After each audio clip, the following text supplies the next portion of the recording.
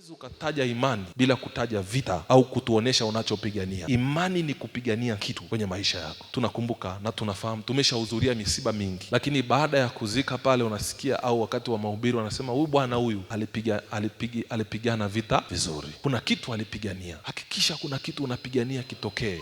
Inawezekana unapigania watoto wako, unapigania nyumba yako, unapigania familia yako, unapigania huduma yako. Hakikisha unapambana, hichi kitu kinasimama. Ni nini hichi dada unakata tamaa mapema namna hii? Ni nini hichi kaka yangu unakata tamaa mapema namna hii? Walioweza kushinda, my friend, ni wale ambao walipigania kitu mpaka karibu na kufa. Sitakufa maskini, nitakufa nikiwa bilionea, nitakufa nikiwa trilionea, nitakufa nikiwa mtu mkuu sana katika dunia hii. Alafu tunaona jitihada zako, unapambana hapa, unapambana pale, unapambana hapa, na vitu vitokee kwa jina la Yesu. Mtu mmoja aseme amen. Bwana Yesu asifiwe.